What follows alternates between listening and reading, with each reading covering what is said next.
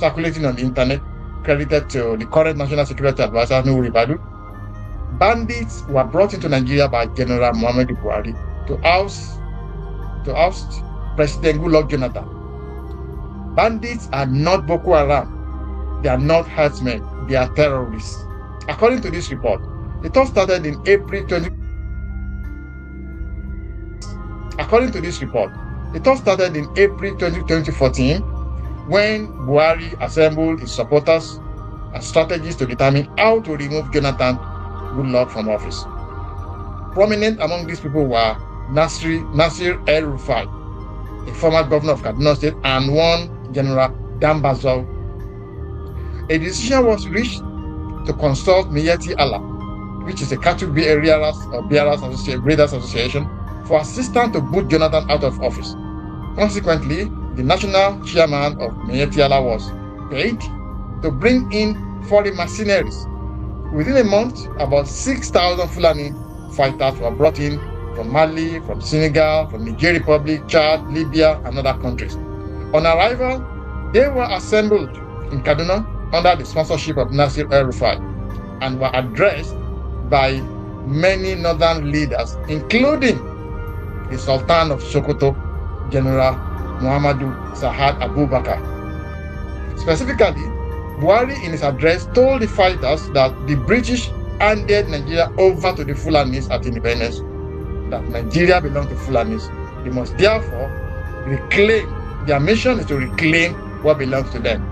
He added that at the event that Jonathan Goodluck won the election, the Fulani machinery must fight until they regain control of the country. He assured them that the Nigerian army was behind them. The mercenaries received training from the commandant of the Nigerian Defense Academy and were sent to 6 camps in Ekiti State, Benue State, Katsina State, Kaduna State, Zamfara State, and Borno State. In the camps, brand new pickup trucks, generators, etc. were provided for them. Nigeria Air Force helicopters were used to provide them with essential supplies like food, water, drinks, and even arms and ammunition.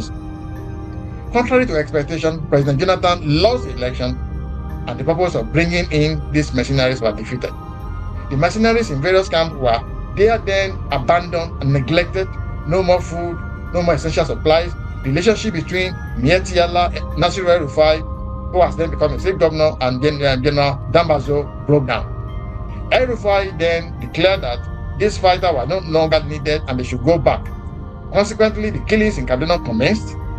As a warning to El-Rufai, but it did not bother him. He declared that he had paid the people carrying out he had paid them, and they didn't want to stop.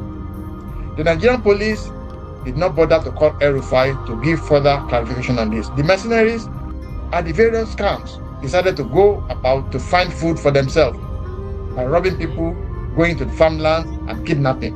Miyetti Allah made several efforts to contact El-Rufai and Dambazo to appeal to them to provide money to return these fighters to where they come from. All efforts proved abortive. The mercenaries at this point vacated their organized camps and took to crime and terrorism and spread all over the country. They were offered 100 billion to return back to their countries. Miyetti Allah collected this money, but nothing happened. So, Shuko, I'm going to start with you. The first question is, we know that the authorities in Nigeria know this. We know Buhari is now deceased, Buhari is dead now.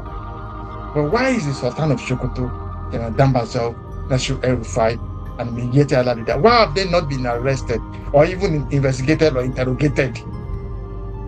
And these are people who have committed crime against Nigeria. Are they above the law? Are they untouchable?